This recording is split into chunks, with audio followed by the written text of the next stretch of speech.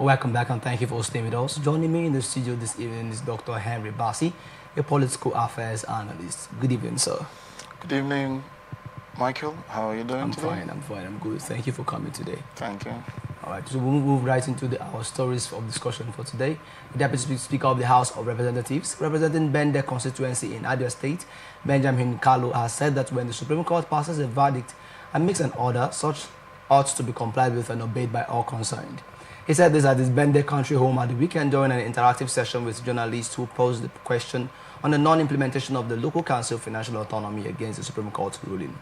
He absolved President Bola Tinubu from the development, stating that the president's position is that the Supreme Court ruling ought to be implemented. Meanwhile, the hope of reconstructing the Umuahia Federal Road that passes through the Deputy Speaker's Bende community has become more real. Kalu told journalists that the 10 billion naira approval he facilitated for the reconstruction of the road has been diverted to the construction of another road in his Bende constituency following the federal government's later decision that the reconstruction of the state said Umuahia to Ohafia Road be included among the roads that the state government is to undertake and get reimbursed thereafter. Dr. Henry, I'd love to get your opinion. There has been a declaration on local government autonomy, but we found that the effective implementation of that rule has been slacking for a while. I would love your opinion on that.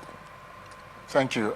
For me, when a Supreme Court, because it is the highest court of the land, has ruled on any matter that has been taken to it, seems to be, the final, and anybody that is affected has to obey.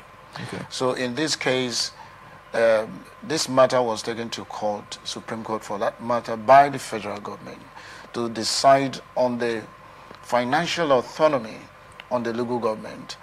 And the Supreme Court ruled that there shouldn't be any state joint account between the state government and the local government. That whatever that is coming from the consolidated federated account should go straight to the local government accounts, not as it was co-joined between the state and the local government. Now, one thing we must know for a note is that the Supreme Court is not only a court of policy, but is a court that whatever comes out of it binds on everybody. So I do not know why, because it behoves on the CBN, Central Bank of Nigeria, to ensure that all the 774 local government areas across Nigeria open an account with them. Okay. So that there's no point of saying do this or that, so that when it is time for this money to be shared among the local government, state and the federal government, you just send the money to the local government account. So that this back and forth movement the Supreme Court has ruled, why is it difficult? Why has it become difficult for this ruling to be respected by those concerned, than moving back and forth every time we keep talking about it? Are we supposed to be talking about this thing after being ruled by the Supreme Court? The answer is no. But Dr. Henry, do you think before this ruling, there has been a deliberate research as to the guidelines? It's one thing to grant autonomy to local government. It's another thing to create a body, or a body that's going to act as checks and balances. Do you think beyond just implementing the local government autonomy, they must have this parasite or these checks and balances that has been put in place to effectively carry out this decision, hence the stalling? Thank you. You see, that is why the three arms of government, the legislature, the judiciary, and the executive, these are the arms of government created by law. Okay. And so whatever actions that is taken by this arm of government, it is believed that it is constitutionally bound, and everybody has to respect it. So I do not know the reason behind it, but the National Assembly here, both the Senate and the House of Reps, holds Nigeria as a duty, and a question should be asked. Yes, we operate on democracy, fine, I know about that. But in the National Assembly, you have almost all the nooks and crannies of this country being represented there. Mm-hmm. It means that they are the voice of the people. You speak when things are not, going on the way it should be. So you have to speak for that constituency you represented. Okay. So the National Assembly has a role here. Now, have a look at this issue as it concerns the state and the local government. Because I want to believe that this money, this fund that is meant for the local government, is still paid into that joint account between the state and the local government, which is not proper. Now, that could be that this is negligent. Okay. This is negligent because it amounts to total negligence, which is against the law. And whoever that goes against this has to be punished by the same law. But you see, the problem is that there is this politics in Nigeria that is taken too far. That you've seen something wrong. You've seen something that is against the ground norms. You've seen something that will affect the future of this country. And because of the politics, one or two persons stand somewhere to benefit. Then one cannot voice out to say that what is going on is absolutely wrong. Then we should do the right thing. So how come we keep talking about this local government autonomy that has to do with their funding? How come? So for me, the National Assembly has to enforce this by giving an order that between this time or so and so time to so and so time, if the institution of government saddle with the responsibility of ensuring that this is effective, like I make mention of the Central Bank of Nigeria, CBN, they paid money from the consolidated fund of the Federation to these tiers of government, the local government, the state, and the federal government. And so I believe that they should be instructed that accounts should be open to these 774 LGAs in Nigeria. So there's no point because, so that when this money comes, you pay straight to the local government account without mincing word. What are we deliberating? See, we've talked about this matter since the day Supreme Court ruled on it. So why is it an issue? If it is not politically handled or politically motivated to remain the way it is, then why was the presidency or why was the federal government, the executive, took this matter to court in the first place? So, Dr. Henry, as an analyst, a political analyst, would you go for total autonomy or autonomy that is based on guidelines? I know I'm heading that because power is corrosive. So imagine a local government having full autonomy and they can make any decision, pass any bills they want to pass. Don't you think there should be some level of checks and balances to this or rule also? The law is the checks and balance here. But in this case, we are finding that the law his voice seems to be silenced. That is why I'm saying the law is the checks and balance here. Now, when you look at the spending of each of these tiers of government, the local government, the state, and the federal government, each of these tiers of government have legislature. At the local government setting, we have legislature. At the state level, we have legislature. At the national level, that is the federal level, we have legislature. And so they are the ones that carried out this oversight function as empowered them by law, that if there is financial recklessness by each of these arms of government, there should be what? Checks and balances. And that is why it is expected that before money is spent, there should be an appropriation bill proposed to either the local government legislature, to the state legislature, or to the federal legislature, so that they will scrutinize and know how much that must be approved for spending in a particular year. You understand? Now, so now this point has to be looked at in that in that trajectory. Okay. Then keep on. So there's no other body, like I did say, that will come and and do these checks and balance. It is the legislature. We have it at the local government level, we have it at the state level, and we have it at the federal government level. Oh. So they can do that effectively without offending the Constitution, because Constitution is the father here. Any other law that is against the ground norm is automatically suspended. So I don't think that there is any variance or difference.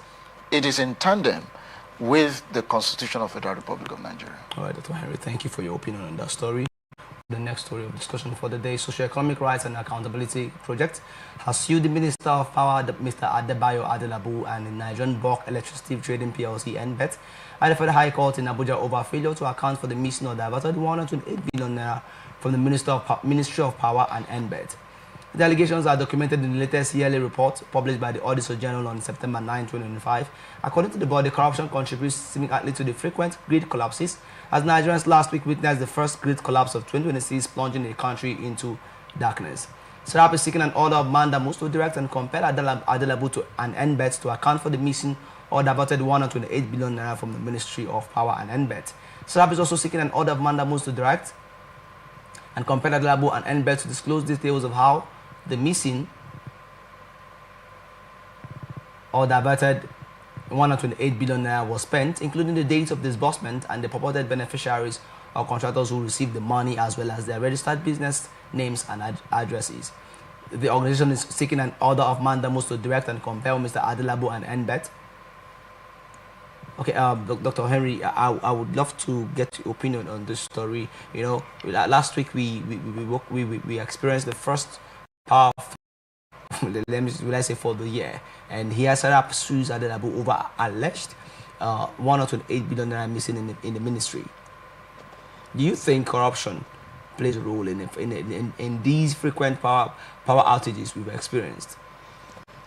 You see, Michael, Nigeria is about 66 years old, if I'm not mistaken, after independence. And as country who has grown to that age, supposed to provide basic amenities for its citizens. Now, let me just go down the history lane. Country like the United Arab Emirates got her independence in 1971. Now compare to Nigeria, who got her independence in 1960. And so when you go to that country today, United Arab Emirates, the issue of provision of social amenities is not the problem. And this is a country where Nigerians are trooping to en masse because of the comfortability that government has made for its citizens. For God's sake, how long are we going to live in darkness in this country?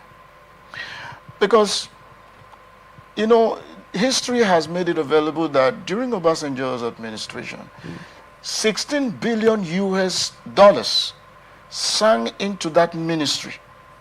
And up till today, we don't have, Nigeria's electricity supply is about 4,000 megawatts. It's about that range. A country of about 250 million population, having 4,000 megawatts. How do you think this can go wrong? That is one. Two. And there have been series of corrupt allegations leveled on that ministry in particular, that at every point in time that is being done, they will just sweep it under the carpet. Then why? And these are the things that prompt to incessant, power collapsing. I'm talking about electricity here in this country. And that's why sometimes you say there is a national grid collapse, and so on and so forth. See, we should wake up from our slumber. Dr. Henry, it's shameful in the first place. In waking up from slumber, there has been a clamor for privatization of power sector, and then, in a sense, granting states the power to operate their own power distribution company or whatever. So, but these has been watered down. Do you think that could be a solution to, instead of having a central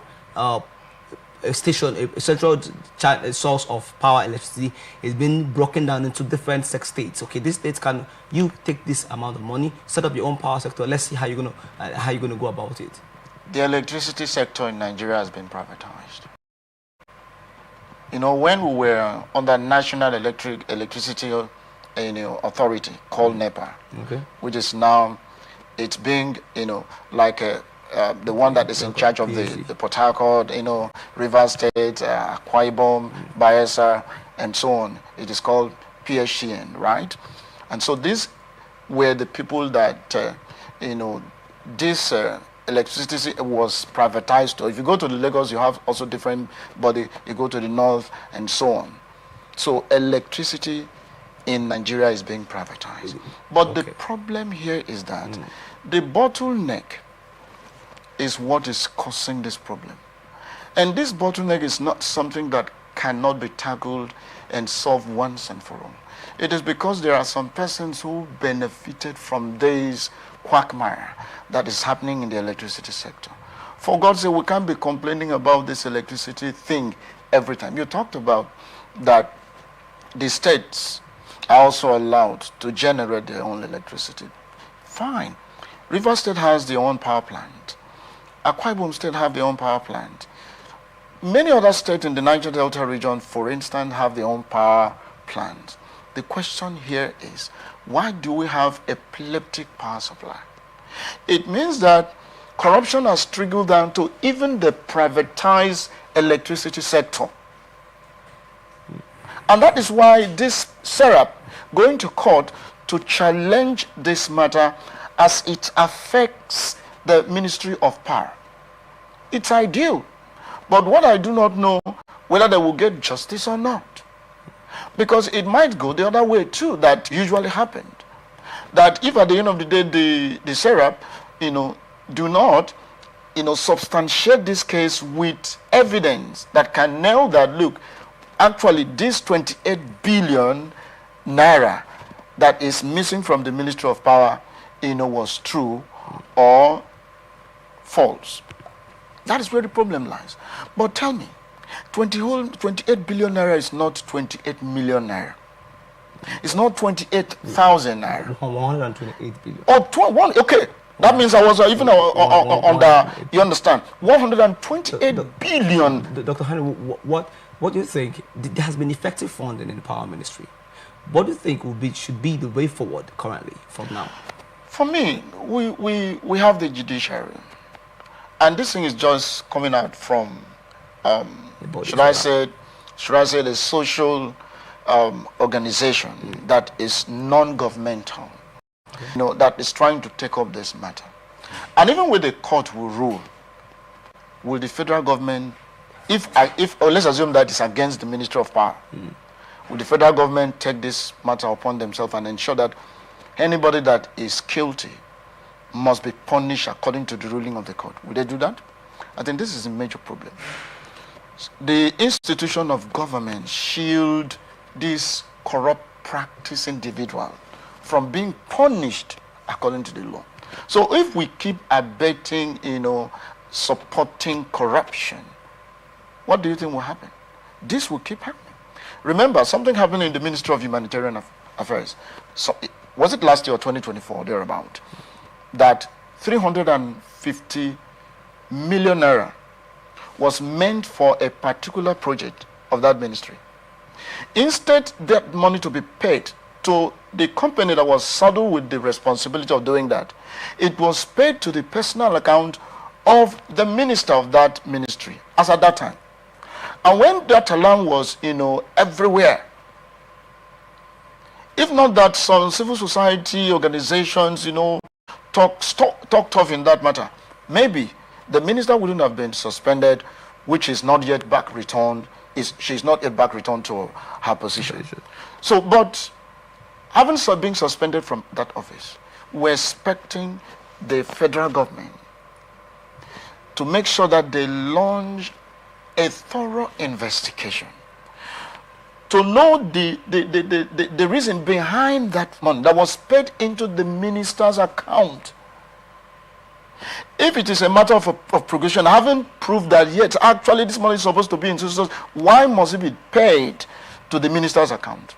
Which means, actually, this person is supposed to be sanctioned according to the law. But up to today, that matter has been swept under the carpet, lie low, everybody, goes back to their cocoon, everything. In fact, Nigeria continue to live their life.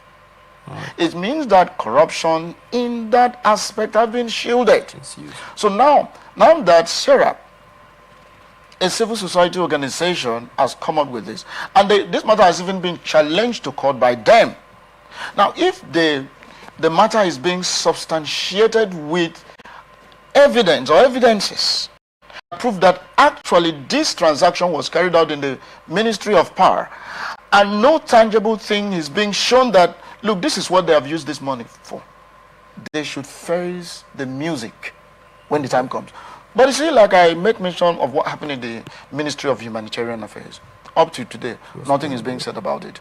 But the same thing might also happen. So we hope for a better response. Well, I can't speak for them. I can't speak for them, because that is why we as an analyst, when we talked on this issue, we don't look at anybody, because if this country is better today, it will be for everybody. And if it's also worse today, it will be worse for everybody. And that's why we are talking in all forums that we found ourselves to make sure that the right thing is being done. Whoever that commit the crime against the law, the person should face the music that will be played out of it, than shielding it. Thank you for your opinion on that. So we hope for a better response from authorities. In line with that, indigenous people of Biafra, IPOB has recommended residents of Anambra State for observing a sit-at-home protest in solidarity with its detained leader, Mazi Nnamdi Kanu, while criticizing Governor Chukwumacha Soludo over what he described as threats to short market in the state. In a statement issued on Monday and signed by its spokesperson, Ima Powerful, IPOB said the sit-at-home was peacefully observed and reflected what it described as a resolve of Anambra people to demand the release of Kanu. The group praised residents for what it called their courage and sacrifices, stating that the action demonstrated a commitment to justice and freedom. IPOB reiterated its call for the unconditional release of its leader, describing the demand as central to its agitation. The group praised residents for what it called their courage and sacrifice, stating that the action demonstrated a commitment to justice and freedom. Dr. Henry, we've had series of sit-at-home protests, but this is Monday. Let me try to paint the scenario to you. Some persons work Monday to Friday, and they don't go to work on Saturday and Sunday because of this weekend. And then the next Monday, they don't report to work. They are forced, or let me use the word forced in quote, to stay at home, observing the sit-at-home in respect to their detained leader Mazi Nnamdi Kanu. Now, don't you think this? It's to have a protest, but let's look at it from the economic factor. Don't you think this is like a cankerworm that is eaten into that could eat into the state, or is it justifiable? You see, the issue of sit-at-home, that started in the eastern part of this country, was triggered as a result of the detention of Mazi Nnamdi Kanu, as a result of the problem that transpired between the IPOB and the federal government. And looking at that, it was somehow subpedal when he was at the DSS custody. And so it's now being resurrected, having sentenced him to about 30 years imprisonment. Life imprisonment. Yeah, life imprisonment. Okay, sorry, life imprisonment. And so the people of, I shouldn't say South, it's the entire Southeast, the IPOB in particular, agitating for his release unconditionally. But let's look at it differently. You see, I was expecting the federal government to use its power politically to see how to solve this matter, not to the extent of sentencing this man for life imprisonment. Considering the level of allegations that were placed on him, we had we had mutiny from again, the act of trying to usurp a sitting government via illegal means. You see, the banditry, the terrorist attacks we have in this country. I could remember of a man that was arrested in the northeastern part of this country as a result of terrorism. When you look at the issue of terrorism, it's a very stringent, constitutional thing, because terrorism is an offense in this country. Okay. It's a criminal offense in this country. I do know that for one to also take armed or does anything in that trajectory against the government that is stacked as a rebellion against a government is also, a criminal offense. But that person that was arrested and charged to court was sentenced about 20 years in prison. Now, when you look at the issue of terrorism in Nigeria, like I said, it's a very grievous offense. Look at Nnamdi Kanu, because Nnamdi Kanu's agitation is that, look, the southeastern part of this country is being, downtrodden, not seen as people that are part and parcel of the Federal Republic of Nigeria. And that leads to what he agitated for, that resulted to, all kinds of things that emanated from them. But then, I was thinking as an individual and as a stakeholder in Nigerian polity that, look, this matter can be resolved politically. We have issues in this country that has been resolved politically. There's nothing that cannot be settled if there is willingness on the part of the federal government. Okay. But I am not in any way support criminality now. Okay, so you understand? Okay. But when you look at the tragedy of this matter, it means, okay, now that Nnamdi Kanu is being in prison and the agitation is going on. So what do you think? Now, my emphasis is, what is the role of this sit-at-home protest? The role, according to them, according to what you've read so far, yes, it is a protest, which I've also read before now, that, look, we want him to be released unconditionally. But does that warrant you crippling economic activities? Or the Anambra State government has last week threatened to conduct what we call a pro rata system of payment, in the sense that they will start putting in the number of days you report to office, and there were agitations on that, because we're looking at the economic factor of, don't you think it's also crippling? I once stayed in the East. I can tell you that Mondays, our holidays continue till Monday. And meanwhile, if you go to other places, Mondays are busy days. Now, that is what I'm saying now. This thing is somehow very troublesome to the people of Southeast, especially in Anambra State. Okay. If you go to Abia State, you may not have it due to, you understand, it's soft-pedaled in Abia State. But now this thing has, resurrected again in Anambra State. And of course, these boys, once they talked about this sit-at-home thing. See, that goes to tell us that it's not just about enforcing whatever you want to enforce. But you also look at the people. It is the people of Anambra State that enforce this sit-at-home. Okay. It is the people. Sometimes if you go out, I don't think anybody will harass you or embarrass you in the process. But they want to tell you that we are not happy with the situation of Nnamdi Kanu being in prison and all of that. It is a people. So which means that it has gone beyond looking at it as a rebellion of one man.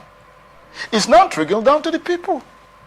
So it means that the people said this is what we, and that is the beauty of democracy. But we find out that there are dissenting voices even among the people. Fine. But who are these people that are seated at home? Are they not the same Anambarians? Most of them are alleging first. Just like you have a shop, there are 4 shops on this road, and 3 of your neighbors decided to come and sit at home, and you come out. That's what I'm saying. It's all about the people here. You might not be embarrassed. You can walk in the street that day. Walking on the street is okay. Go about doing whatever you want to do. But the people tells you that, look, we will not. If they fail to open their shops and fail to sell whatever they have in their shops, it is their business. Dr. Henry, right? What if, imagine all states start having sit-at-home protests? There is no way all the states. Or most states having states. Yeah, there are all the states. How because will the economy grow? The issues of Nigeria today has to do with this, region of a thing. You go to the south, the south, southeast, southwest, north central, northeast, and northwest, and so on and so forth. And if you watch this thing, it takes effect in the, southeast part of the country. But like I did say, the federal government has a duty, and that duty here to ensure that everybody in this country, no matter the section you are coming from in this country, has to be protected. That is one. 2, you have a duty to ensure that whatever that happened in any part of this country, you understand, has to be controlled to barest minimum, in the sense that you listen to the people, not just coercive thing that has to do with force every time. We must tell you that we have all the power. Yes, I know the government has the power to do whatever they want to do. But remember, we operate in a constitutional democracy that respects the voices of the majority and the minority as well, that respects the people wish. And so if that is what democracy entails, it means that the federal government imprisoning Nnamdi Kanu does not solve the problem of the southeastern part of this country. Neither does the sit-at-home solve the problem. You understand the point? So that, to a very large extent, can cripple even what crews into the government covers. Because when the people, does not have what it takes to pay tax, will it affect the government as well? Yes. Irrespective of the fact that you might be getting, something from the federation account. But what about the one you need to generate internally? So they must look at this matter outside the mind, beyond what is happening. Think outside the box. See what you can do, because every part of this country, according to the Constitution of Federal Republic of Nigeria, we are all one. But when you look at it in terms of practicality, are we one in this country? Well, it's left for them to answer. Well, Dr. Henry, this is where we wrap it up on this episode of Atn Politics. I want to thank you for being on the show today. Thank you for gracing us with your presence, and thank you for sharing such insights to our stories of discuss today. Thank you. And we look forward to having you again. Thank you, sir. And this is where we wrap it up on this episode of Atn Politics. So don't forget, we're open for sponsorship of this program, jingles and advertisement, news and events coverage, personality, society and political interviews, product, service promotion and commercials. Watch us live on www.atlanticnetwork.tv, on Facebook and YouTube at Atlantic Television Network, on Apple TV channel 205 on Lime's TV platform, on iFastech platform, on Apple TV, Niger TV, Iroko TV. Connect with all 18 socials.